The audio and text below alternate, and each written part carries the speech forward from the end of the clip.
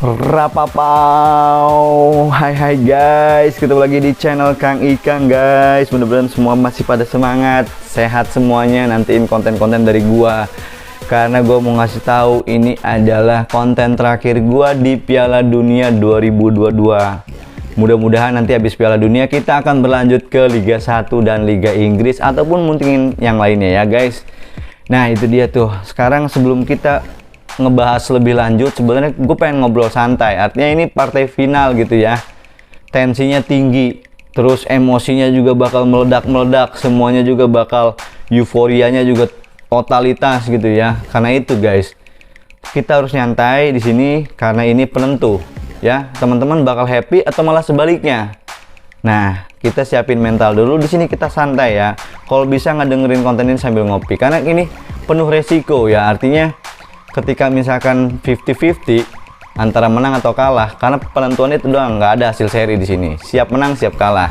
Kita santai guys ya, sambil ngopi boleh, sambil ngerokok boleh, makan ataupun apapun silakan. Karena kita harus feeling so good-nya itu bener-bener gitu ya. Ngelihat data nanti apa segala macam, yang penting teman-teman semuanya nyiapin mental. Maka dari itu guys, gue ingetin lagi buat teman-teman semua di sini ya. Aturan mainnya seperti apa bisa dibaca nih guys, karena ini adalah prediksi gue berdasarkan feeling gitu ya, berdasarkan data, analisa sendiri, narasi juga langsung aja, nggak ada teks ataupun apapun itu yang pemandunya. Jadi gue minta di sini semua sekali lagi adalah sabar dan feeling so good. Oke guys, tanpa berlama-lama, semua teman-teman mudah-mudahan pada siap ya. Kita bahas tabel pertamanya nih. Oke. Nah ini dia guys, tabel pertamanya ya. Ini ada sedikit modifikasi dari gua, karena memang biar langsung kita to the point gitu ya. Karena kita langsung bahas di tabel pertama. Jadi gua modifikasi. Di sini rekam jejak 5 pertandingan terakhirnya ya. Untuk Argentina, dia 5 kali menang. Semuanya menang, tetapi di situ ada 1 kali menang penalti. Itu WP, itu win penalti ya. Prancis, dia 4 kali menang, 1 kali kalah. Itu lawan Tunisia kalau nggak salah, 1-0 ya, Tunisia menang. Nah untuk golnya Prancis sama Argentina itu, Argentina 11 gol. Nah terjadinya di babak pertama itu 4, di babak kedua itu 7. Kalau Prancis itu totalnya 9, di babak kedua lebih banyak. Nah di sini langsung kita bahas ya. Kita lihat masing-masing dua tim ini ya, mereka mencetak golnya memang perkembangannya sama-sama di babak kedua. Jadi kalau misalkan mereka siapapun itu, Argentina ataupun Prancis, ketinggalan duluan, siap-siap lawannya itu akan menggempur habis-habisan di babak kedua. Nah itu tadi tuh, langsung kita bahas di tabel pertama ya. Di kebobolan babak 1 dan babak kedua, Argentina sama-sama nih dengan Prancis, kebobolan 4 gol di babak kedua. Tetapi kalau Prancis kekuatannya, ibaratnya dia babak pertama belum pernah kebobolan dari 5 pertandingan ya. Artinya dia kuat babak pertama, tetapi dia bobol habis-habisan di babak kedua. Nah, kalau Argentina dia agak stabil gitu ya dari hal kebobolan, tetapi kebobolannya lebih banyak, 6. Nah, di sini imbang sebenarnya kalau gue bilang ya kekuatannya. Jadi itu 11 berbanding 6, 9 berbanding 4. Jadi ibaratnya sama-sama, plusnya itu adalah plus 5.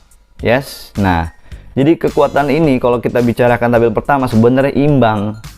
Nah, kalau lihat dari goalkeeper save, Prancis lebih baik kipernya. Jadi bisa jadi kiper Prancis ini lebih siap daripada kiper Argentina. Tetapi itu tadi ya, ini sekedar analisa. Ball possession memang banyak Argentina. Jadi data tabel pertama ini dua tim hebat yang luar biasa, sempurna kalau kata gua, perfect. Dua-duanya ini tipikalnya mirip, jadi seimbang kalau kata gua. Makanya ketemu di final guys. Dilihat dari tabel kedua, kita perhatikan di sini adalah rata-rata corner gue masukkan di sini guys. Nah di sini gue tambahin yellow card. Yes, karena di sini indikator gue menilai mungkin tingkat kekasaran backnya atau enggak permainannya ya. Gue masukkan di sini unsur yellow card.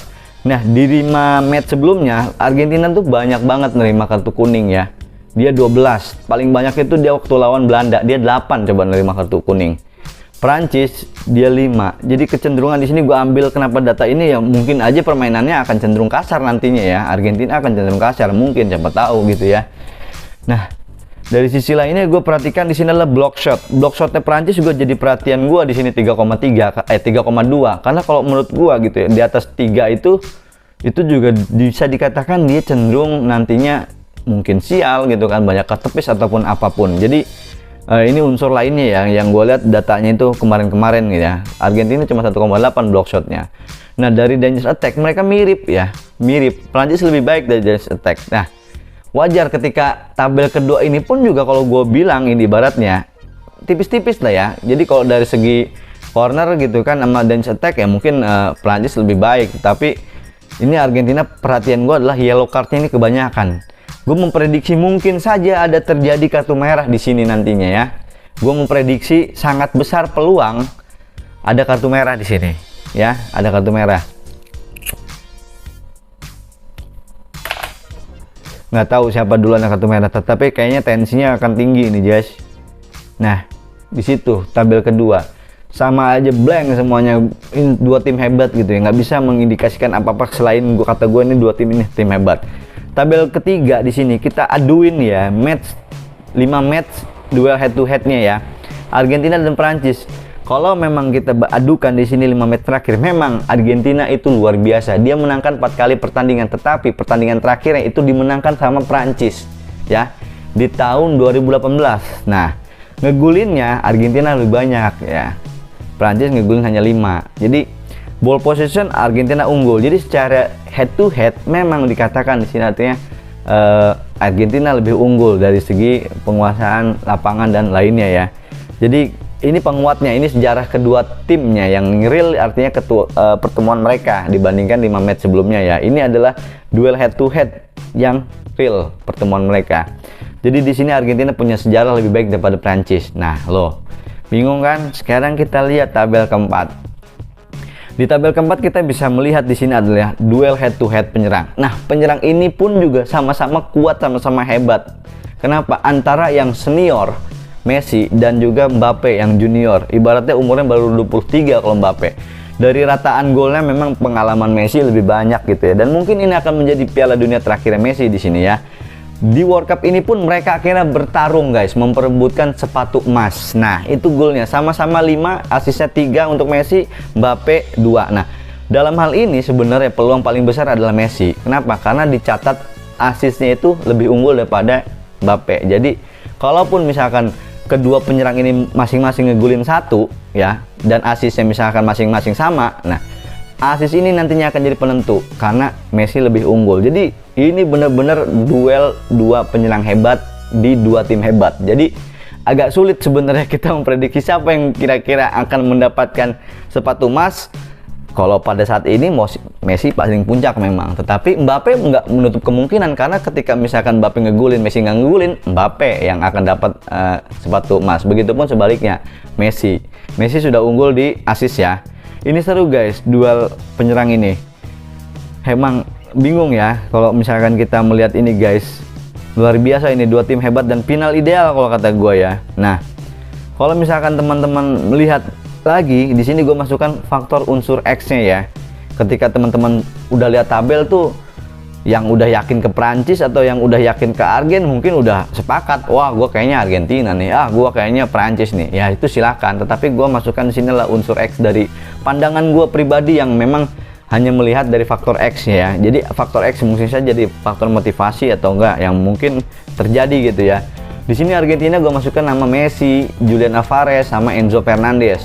Dari Prancis di sini gue masukkan Mbappe, Giroud, Griezmann, karena Griezmann ini juga ibaratnya pencetak gol pada saat menang ya sama Mbappe tuh waktu juara dunia 2018. Jadi nama-nama Mbappe dan Griezmann ini berpengalaman gitu waktu di final tahun 2018. Nah Messi sama, dia ingin memperebutkan sepatu emas ya guys. Dan Argentina ini sama-sama dengan Prancis itu masing-masing 2 kali juara dunia ya, sama-sama. World Cup 2018 itu kemarin Prancis dan 98 itu Prancis. Jadi ini artinya perebutan 3 kali juara ya antara Argentina dan juga Prancis, sama-sama memperebutkan piala ketiganya nih. Jadi ini seru guys. Jadi masing-masing ini sama-sama perebutan piala ketiganya. Jadi dikatakan final ideal ya, ini memang artinya final ideal ya, luar biasa gitu ya. Nah di sini gue masukkan lagi ya unsur lainnya adalah Messi mungkin ingin menambah rekornya ya, ingin menambah rekornya. Selain kemarin udah mecahin rekor Batistuta, tapi dia juga mungkin akan menambah rekornya supaya mungkin dia akan sulit dikejar sama penerus-penerusnya di Argentina gitu. Dan juga dia ingin mencatatkan namanya sebagai pencetak sepatu emas di World Cup kali ini.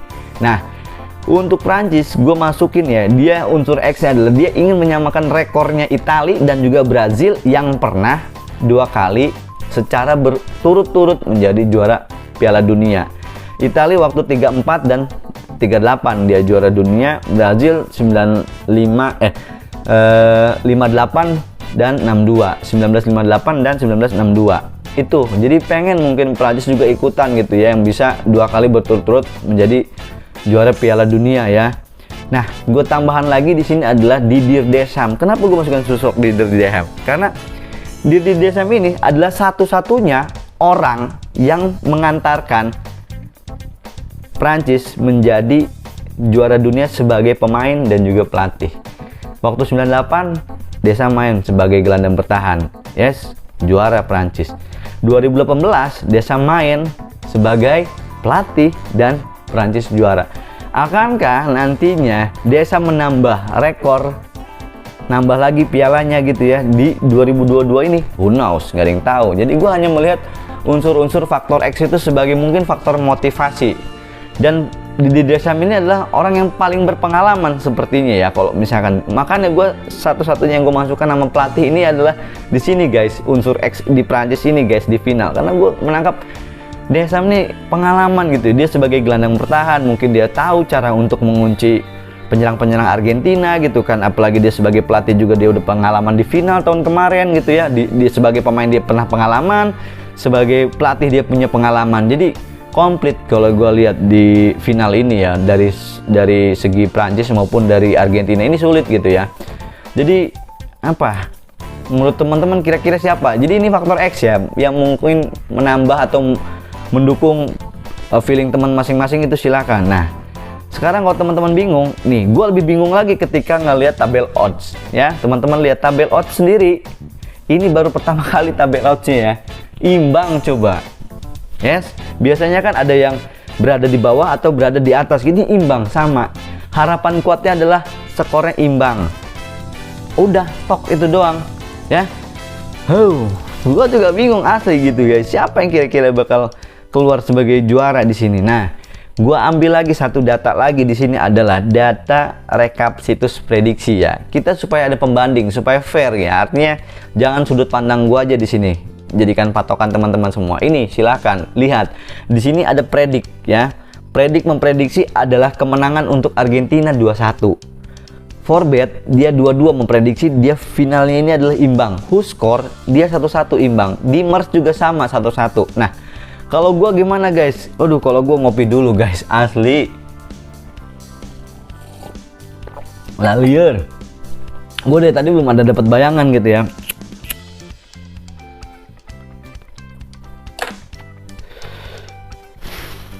Gila, semuanya ini memperkirakan imbang. Mau misalkan 90 menit ataupun sampai babak tambahan ini imbang gitu guys. Nah, gua sebenarnya ya memang artinya agak sepakat imbang, tetapi pas tadi itu gua sedikit melihat gitu ya, melihat kembali artinya profil juara dunia tahun kemarin gitu di 2018 gitu, orang-orangnya masih sama. Nah, kemungkinan mental juara ini yang akan menentukan gitu ya. Gue cenderungnya akhirnya berpindah gitu ya. Tadi gue sempat artinya pengen cenderung awal-awal itu gue sempat cenderung ke Argentina. Kayaknya Argentina deh, Messi deh, kayaknya Messi deh. Tapi pas gue lihat lagi sambil gue ngerekap data gitu, gue lihat lagi apa Prancis ya gitu ya. Gue lihat timnya gitu, susunan timnya tahun kemarin 2018 dengan sekarang. Kayaknya gue cenderung ke Prancis gitu guys. Gue cenderung ini Prancis akan keluar sebagai pemenang kalau gue ya. Jadi gue kiblatnya beda dengan situs-situs prediksi ya. Kalau predik itu kan dia 2-1 untuk Argentina. Nah gue 2-1-nya untuk Prancis. Kalau gue feeling gue. Walaupun ini agak alot, tetapi gue memprediksi sebenarnya ini perang mental nih guys. gua kasih tahu lagi nih ya, ini adalah perang mental. Perang mental ini dalam arti siapapun yang kebobolan dulu, kalau mentalnya nggak siap, bubar udah ya. Kalau misalkan prediksi gue, misalkan ya, gue memprediksikan gue condong ke Prancis ya. Kalau misalkan Prancis ngegulin nih, Mbappe ngegulin, aja Mbappe misalkan masukin atau Giroud masukin, itu misalkan mental Argentina langsung drop. Terus nggak lama, selisih mungkin 5 atau 10 menit itu bisa terjadi gol lagi dari Prancis. Begitupun sebaliknya, misalkan Messi ngegulin, gitu kan, Messi ngegulin, mental Prancis langsung down. Nggak lama tuh, 5-10 menit akan ada gol susulan dari Argentina. Nah, faktor mental ini sebenarnya kunciannya yang teman-teman harus pegang, termasuk teman-teman sendiri mentalnya siap enggak gitu ya. Dalam arti teman-teman kalau udah yakin sama timnya terus kebobolan dulu sama kalah, ya bisa-bisa teman-teman sendiri juga drop mentalnya gitu kan. Nah, tetap aja kita yakin aja hasil pertandingan nantinya sebelum peluit itu selesai ditiup wasit, pertandingan masih harus terus berlanjut gitu ya. Mental juara harus terus ditunjukkan supaya ibaratnya jangan kata menyerah sebelum bertanding begitu ya. Jadi ya gue cenderungnya itu gue ke angka 21 untuk Perancis kalau gua. Jadi karena ya sekali lagi artinya gue percaya kekuatan mental dari segi Didier Deschamps maupun segi pemainnya gitu kan. Sosok pencetak gol tahun lalu amat sekarang masih ada, Mbappe dan Griezmann, ya mudah-mudahan mereka akan mengulangi. Itu aja sih harapan gua. Sebagai gua nggak artinya kemana-mana gitu, gue cuman percaya sama feeling gue sendiri, itu aja ya. Teman-teman mau sama mau beda silahkan, bebas, yang penting enjoy, itu aja sih teman-teman ya. Jadi sekali lagi apapun hasil pertandingannya, mudah-mudahan nggak bikin teman-teman kaget gitu ya, atau euforia terlalu berlebihan segala macam, karena hasilnya ya pasti akan ada yang kecewa, akan ada yang bahagia, itu aja intinya. Nah sekarang sebagai penutup gitu ya, buat teman-teman semua, gue mau ucapin terima kasih atas dukungan teman-teman semua dari awal ya gue post di Piala Dunia ini sampai dengan di partai final ini ya. Gue ibaratnya terima kasih yang sangat-sangat luar biasa dari teman-teman semua yang sering komen, sering like gitu ya, terus sering dukungan ke gue gitu, sering misalkan apapun itu, pokoknya ya itu semangat gue gitu kan dari teman-teman semua. Terima kasih. Terus sekaligus juga gue misalkan minta maaf kalau misalkan ada beberapa misalkan data-data gue yang error, atau postingan gue error, deskripsi gue yang gak sesuai ataupun apa gitu ya. Itu hanyalah ibaratnya natural aja, kita semuanya hanya untuk menghibur teman-teman semua, memberikan wawasan semua sama teman-teman semua. Jadi sekali lagi terima kasih ya buat teman-teman semua. Dan sekaligus gue mau nginfoin kalau misalkan nanti kita akan insya Allah ya bertemu lagi di prediksi lainnya, khususnya Liga Inggris dan Liga Indonesia. Kenapa? Karena gue sudah mulai merekap datanya. Nantikan aja konten-konten gue berikutnya di Liga Inggris dan Liga Indonesia. Segitu aja dari gue. Siapapun yang menang, selamat pokoknya dari sekarang.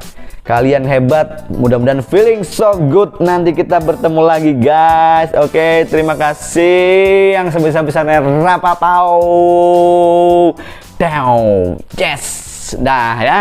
Rapapau feeling so good. Cus.